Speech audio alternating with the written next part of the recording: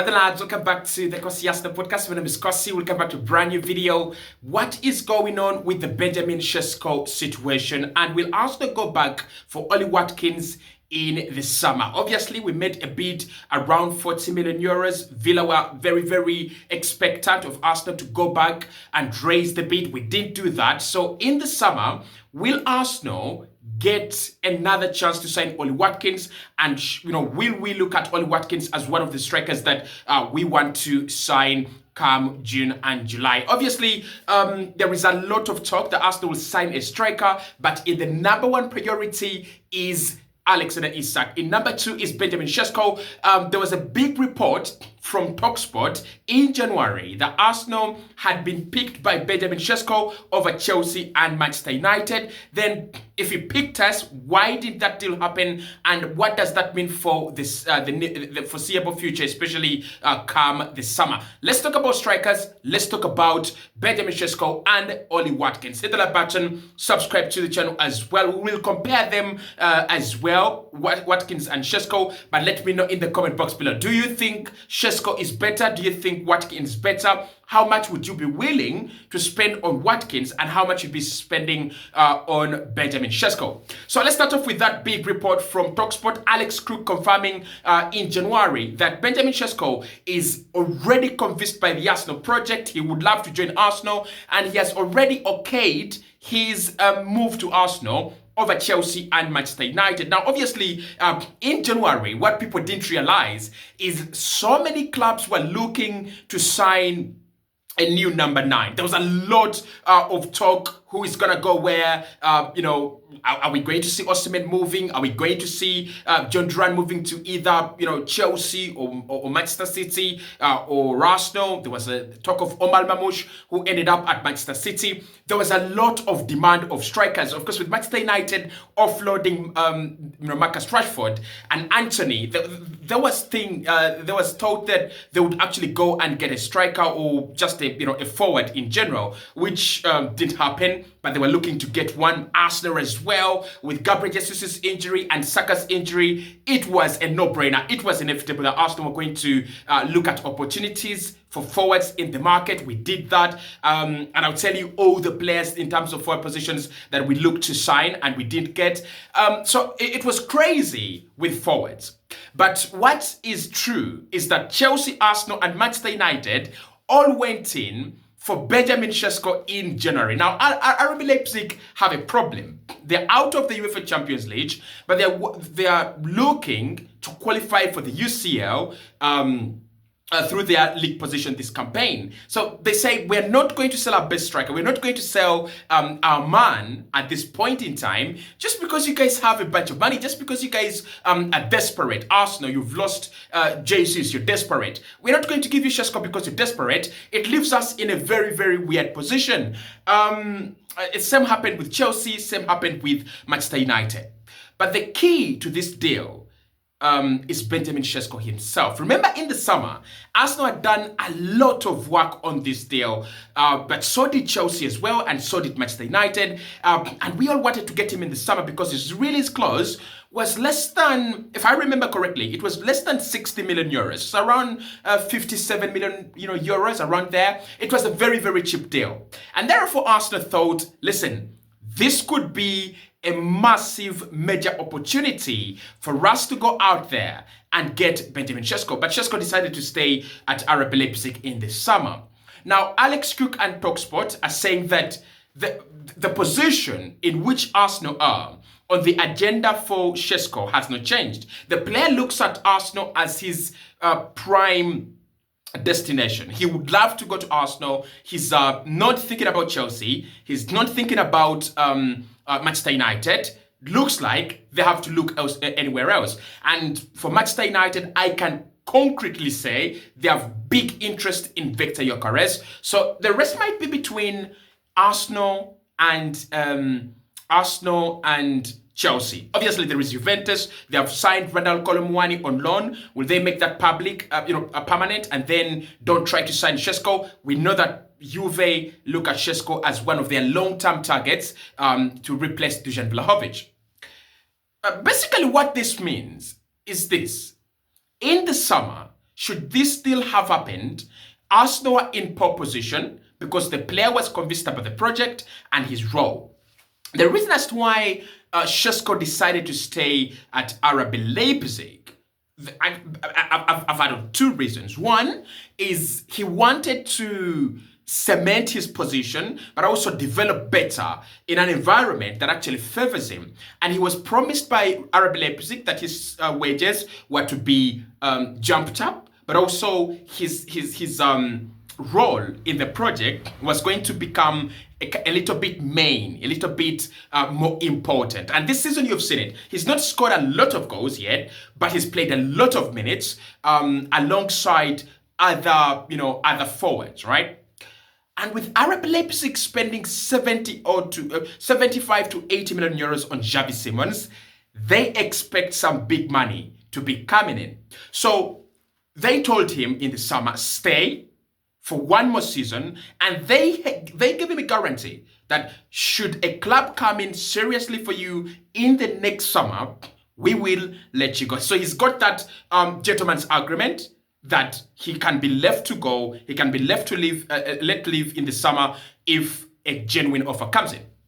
Now, the second reason as to why he decided not to join Arsenal in the summer and then wait, it was because of the role he was, the role that was being pitched to him while we're trying to have conversations with his camp. Mikel Arteta was looking at Kai Havertz as his primary number 9. And that means that any striker that was going to join us, right, it was going to be a second striker to Kai Havertz. And remember saying this in the summer, that we failed to sign a striker because the only striker that is available and can fill that role of I am a second to Kai Havertz has decided to stay. Gyökeres is not going to be a second to Havertz. Isak was never going to be a second to Havertz. Not even Osimhen was going to be a second to Havertz. So what Mikel was looking at is, I've spent 65 million on Kai Havertz. Is there a way for me to just get a backup since I've lost Edin Nketiah, but don't replace Havertz? Because the moment you replace Havertz with a real number 9, he's gonna die. Midfield has failed at the moment, and if you bring in a better number 9, I don't think Havertz is going to really compete well with a proper 9. And that's why Šeško was important to Arteta's plans. I mean, a few outlets lied to us that it was a market opportunity, and therefore, Arsenal wanted to jump on it. But if we went in for that deal just because it was a market opportunity, we wouldn't be following its trail, until now. It wasn't just a market opportunity. He was a player that was viewed as necessary competition, easy competition for Kai Havertz, right? So he wanted to join Arsenal in the summer. He wasn't convinced that he would get the game time against Kai Havertz like he wanted. Now, there is already it has been broken by Sami Makpo and The Athletic too, that Arsenal are now in consensus that they need a forward. And remember, we paid 40 million euros for Watkins in January. That tells you that Arsenal really now have realized the extent to which we need a striker. And because of that, Šeško is now more willing to join us because he knows if he comes into this team, he will compete with Kai Havertz, but he'll have equal opportunities. He's not coming in as a second striker. He's coming in as part of the attacking team, which means that if he does better than Kai, he can start every single game.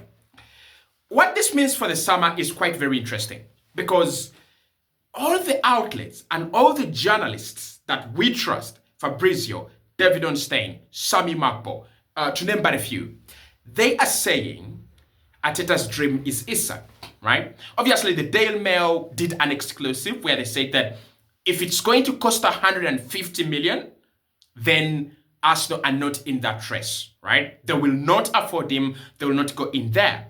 But we have seen Arsenal do a 100 million pound deal. That's very crucial. We have seen Arsenal do a 100 million pound deal before for Declan Rice. And we have also seen the Arsenal failed and refused to pay the release clause for Zubimendi, and we are going to sign him by paying installments. There is a big signing looming. There's a big. I'm not saying it's Isak. I'm not saying it's Isak. I'm not saying that. I'm saying it could be Šeško for 80 million. We don't know how much we're gonna pay, right? But I'm saying I think there is a big signing coming, and it's going to be a real groundbreaking signing, like a big groundbreaking signing. So I think this just puts Arsenal in pole position to sign Šeško in the summer.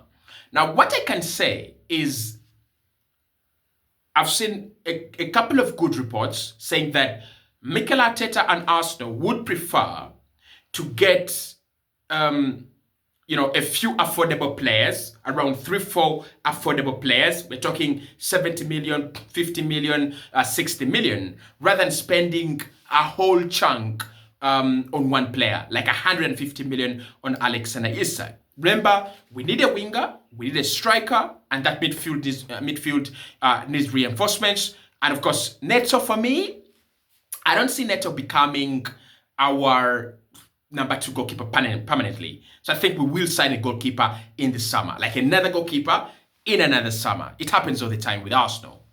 So with that, if you're going to sign 4 players and you're going to spend like 200 million, then it doesn't leave you with much room to spend 100 million on Isak. Let's do the math. 50 for Nico Williams, 70 for Martin Zubimendi. So 50 for Nico Williams, 70 for Martin Zubimendi. That's already 120. If you sign Garcia, the goalkeeper from Espanyol that we're really interested in, for around 20, that would be 140. So you're left with about 60 million, right? You're left with about 60 million to go and spend on your striker. And Šeško is within that range. So I won't be surprised if Isak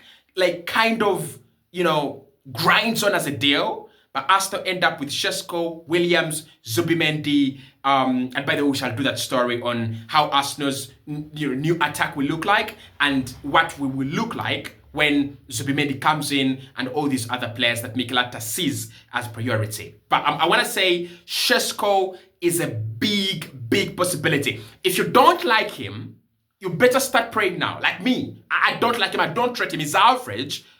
People just hype him. Like, you just get into Arsenal corridors on Twitter, on Facebook, on YouTube, and people are like, Šeško is gonna be cooking at Arsenal. No, he's not gonna be cooking at Arsenal. He's not.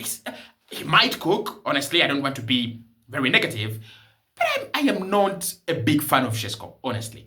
So, Ollie Watkins. What happened with Ollie Watkins, and do we have a chance to sign him in the summer? And does he have a chance to join Arsenal in the summer? Well, according to The Athletic, Arsenal were given a chance to sign Ollie Watkins a week ago. We were still in January. And we turned it down. The reason as to why we turned it down is the conversations were supposed to happen at around 60 million euros. Arsenal were only willing to elevate their bids to the tune of around 40 million euros. They said, listen guys, we are not going to pay 60 million for a 29-year-old. Which means that Arsenal knew that Ollie Watkins was a quick fix. They wanted to bring him in just like we did Trossard. Like this kind of deal that is good, right? But you've not overpaid. So Arsenal were not willing to overpay for a player who is not in the long-term vision of the manager and the recruitment department. But they were willing to pay some money, up to 40 million, to bring him in as a quick fix. So are we going to hear Watkins more in the corridors, especially linking us to him in the summer? No, for me, no. The Athletic have already said Arsenal will look to get their long-term targets, right? Because Šeško is, I think, 22, 23. Isak is, 25? And then you look at Watkins is 29, probably making 30 this year. Because I don't think he was born in January or Feb. So he's making 30 this year. Watkins has 4-5 years left on his career. You look at Isak, it's like 9 years for Alexander Isak on his on his career calendar. You look at Šeško, like more than 10 years. So I think that's what Arsenal are trying to do. They're trying to get a striker that can be here for they can be here for about 7 to 10 years, as compared to an Ollie Watkins, who would guarantee you results, by the way, but it's going to be here for a very, very short period of time. Now, how much am I willing to spend on Šeško? Let me know your opinions in the comment box below. But for me, Šeško's like 60, 65.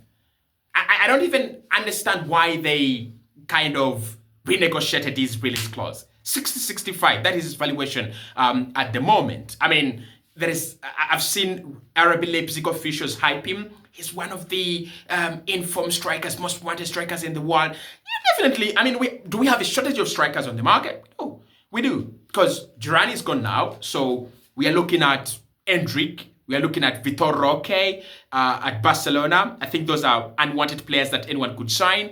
You're looking at you're looking at Victor Boniface. You're looking at who else are you looking at? You're looking at Jonathan David. You're looking at Osimhen. You have around 8 good strikers, right? 8 good strikers. Arsenal also inquired about Morata, but I'll tell you about that in the next video. So hit the like button, subscribe to the channel. If you like Šeško, let me know. If you don't like Šeško, again, let me know. But looks like that's a position Arsenal are strongly considering.